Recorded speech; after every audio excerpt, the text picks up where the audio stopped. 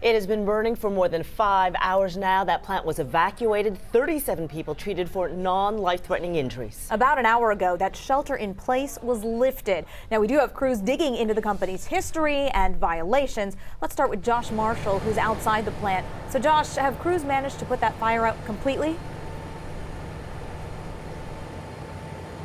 Well, right now we're just standing by. That's not what we just heard when we heard from the county judge, Lena Hidalgo, the city of Baytown, as well as ExxonMobil management. We just heard from them before news time, and what they did for us was paint a better picture of what happened and when.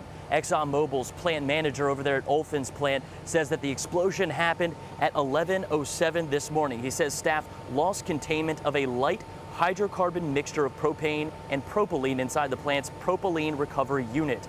As the fire and thick black smoke filled the sky, the city activated their emergency center, swift reach system, and outdoor sirens.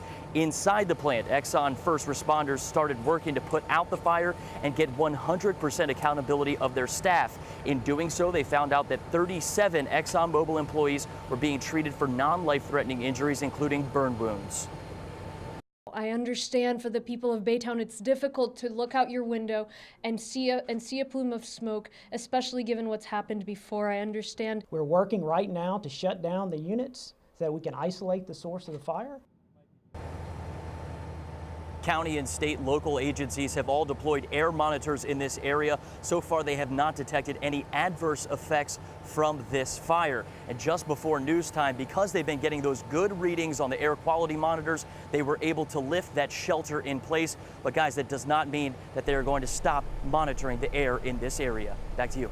Yeah, that is important. Thank you, Josh.